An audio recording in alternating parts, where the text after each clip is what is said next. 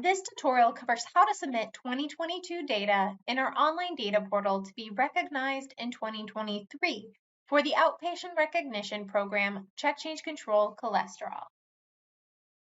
Log into the data platform at aha.infosarioregistry.com/login using the username and password sent to you via email after registering. This slide contains further details on how to register your organization and get a user account. You will submit Check Change Control Cholesterol data through program forms. Click either the icon under Get Started or the link in the left navigation panel.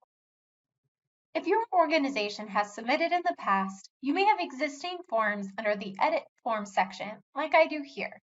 Each date represents the calendar year from which that data was collected. For 2023 recognition, you'll need to submit a 2022 form. You or another member of your organization may have already started entering your 2022 data for recognition. So check if you already have a 2022 program form for Check Change Control Cholesterol. If so, you can click that and start adding data. You can see I have a 2022 form for another program, Target BP. I don't have a 2022 form yet for Check Change Control Cholesterol, so I'm going to click Add New next to that program.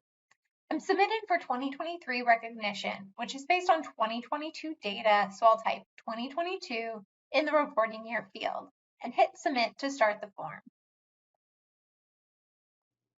Check Change Control Cholesterol has two tabs of data to enter, which you can see under Tabs on the right. The first tab, Participant Information, contains questions about your healthcare organization, including your total adult patient population in question 3, a breakdown of your patients by race and ethnicity and by payer group, as well as questions surveying your use of the ASCVD risk score. You must answer yes on question 10 to be eligible for recognition. The gray boxes on questions 5 and 6 can't be edited. They auto-populate and total the number of patients entered above. That's because the patient breakdown by race and ethnicity, as well as the patient breakdown by payer, must equal your total patient population given in question 3. Tab 2 includes the measure, denominator, and numerator questions that will determine your measure performance and award status. Note, filling out both tabs, participant information and measure submission, is required for any recognition, including participant status. Once all fields are complete and no errors are detected, return to the Participant Information tab where the Data Entry Complete checkbox will now be available. Check this box to mark that you are finished entering data and then save. You can save or save and exit and come back at any time to revise your data. A snapshot of all data in the platform, complete or incomplete, is taken at the date and time of the recognition deadline, but you can revise your data at any point up until the snapshot time.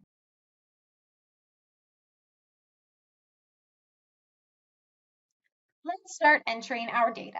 Before you begin, make sure the data you submit is representative of the healthcare organization you're currently viewing. Look left under Currently Viewing or at the top right to orient yourself. I recommend having the data collection worksheet available or filling it out ahead of time for ease. You can find this worksheet by navigating to the library on the left. I'm right-clicking to open in a new tab. In the library, click on Check Change Control Cholesterol Data Collection Worksheet to download the PDF.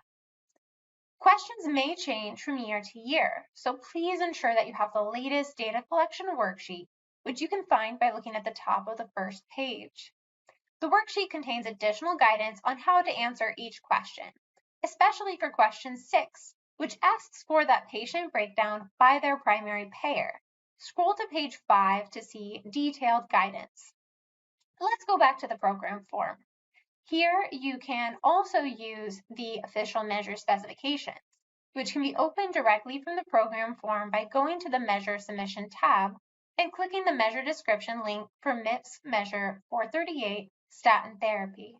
I'm right-clicking to open in a new tab to have on hand if needed.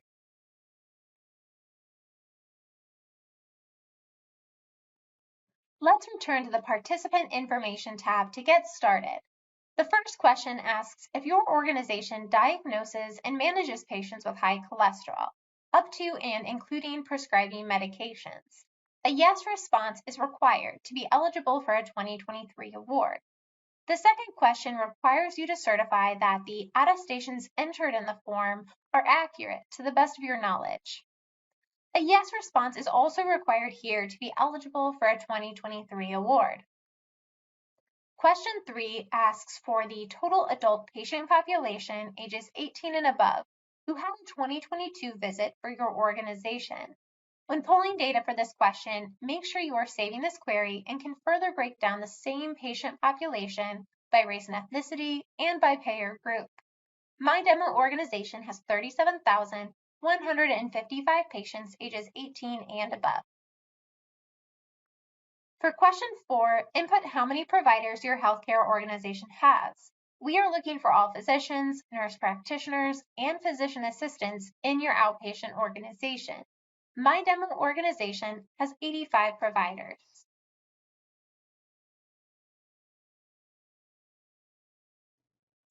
In question 5, we ask for a breakdown of how your total adult patient population ages 18 years and older self-identify by race and ethnicity. This question is based on Table 3B of the HRSA Uniform Data System reporting requirements for 2022 health center data.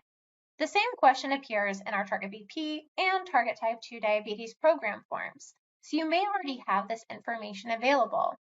All fields must contain a value. Please enter a 0 where there are no patients. Here is the data that I have. The final 3 fields are inclusive of all patients who have either their race, ethnicity, or both unknown or undisclosed. If they have identified as Hispanic or Latinx but not disclosed their race, place them in the first of these 3 final fields. If they have identified their race but not their ethnicity, place them here. And finally, if you know neither their race nor ethnicity, place them in the final field. Once all the fields are filled in, an automatic total of what you have entered populates in the gray box at the bottom. This box must equal your answer to question 3. For question 6, take your total adult patient population given in question 3 and break it down by the patient's primary payer. Not sure which group is considered your patient's primary payer? Use the guidance on the last page of the data collection worksheet for questions. Here's the data that I have for providers and payers. If you're still not sure on some patients' payer groups, put them under the Other Unknown category.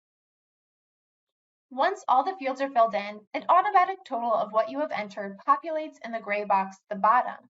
This box must equal your answer to question 3. If it does not, say I change my other public patients from 1,326 to a 0, an error will appear at question 3.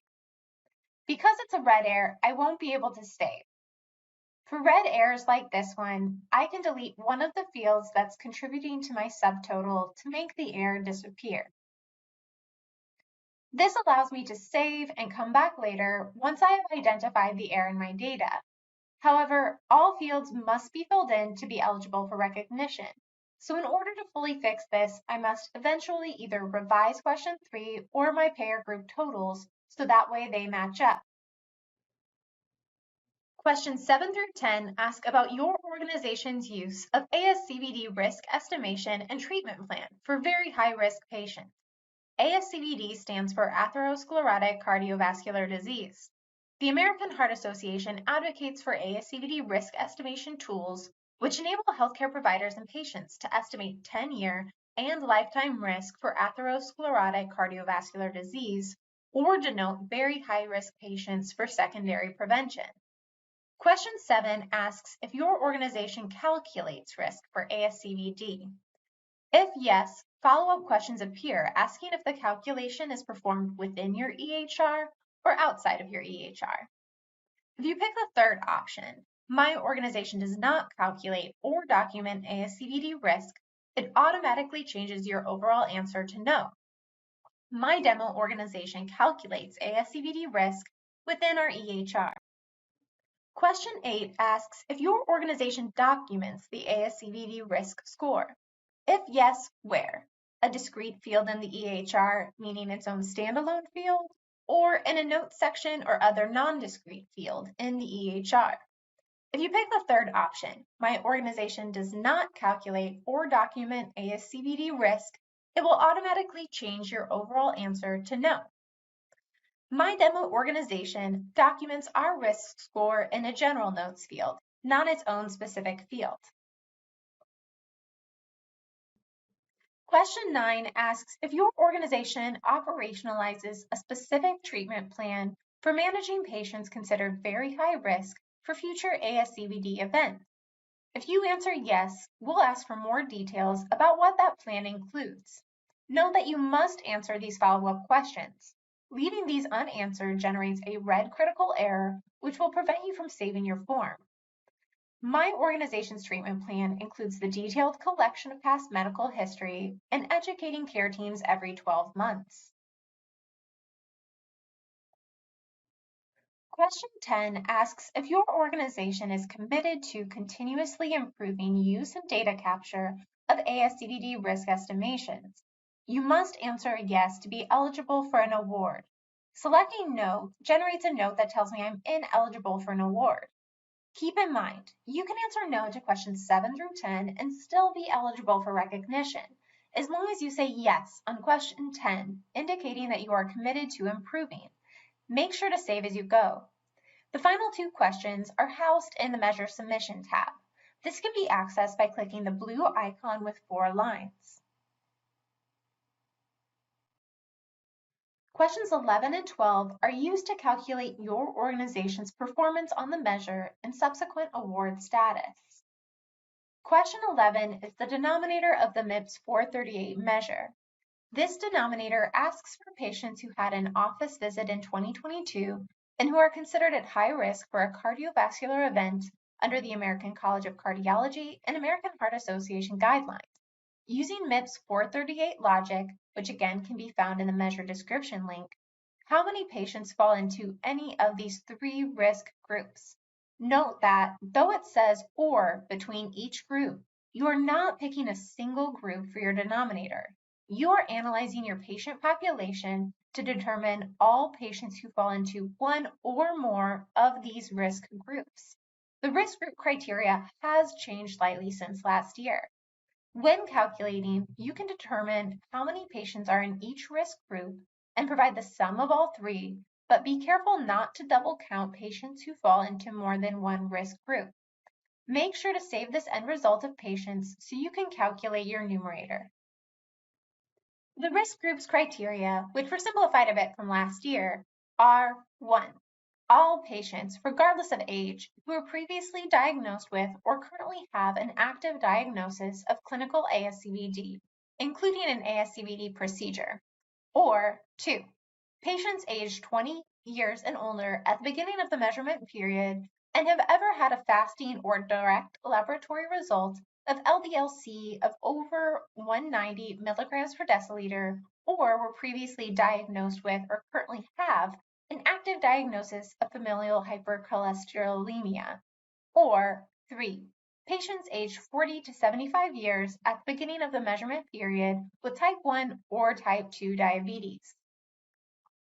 Make sure to exclude certain patients from all calculations based on the measure requirement, such as patients who are pregnant or breastfeeding. Please note, you must use MIPS 438 measure criteria as specified. Using a different measure, using a custom definition of at-risk patients, or pulling in only patients with ASCVD is not acceptable for award eligibility. Question 12 is the numerator of the measure.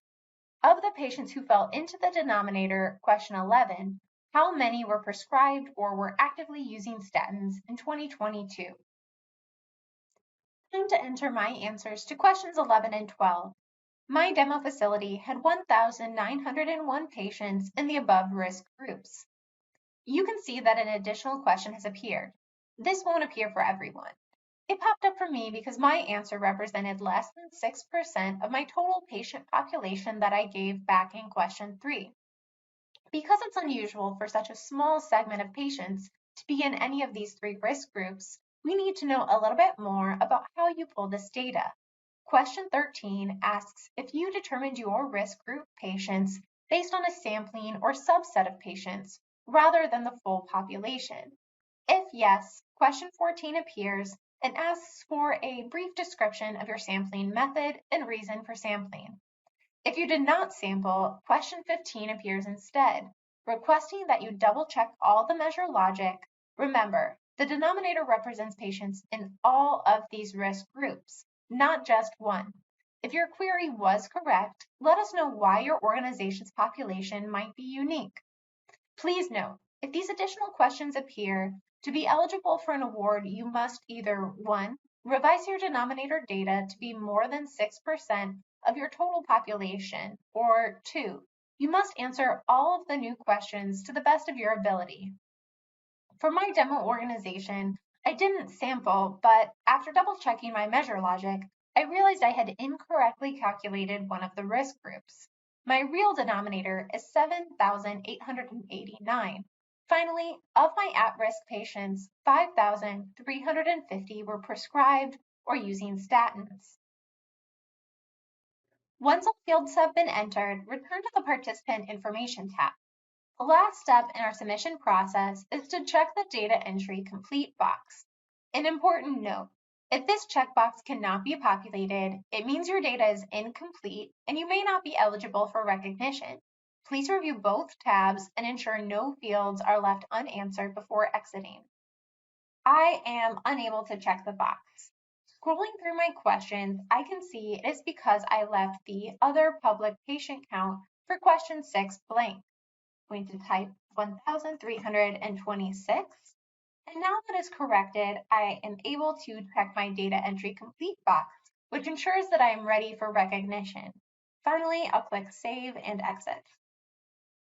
Back under Program Forms, I now have a saved 2022 form for Check Change Control Cholesterol.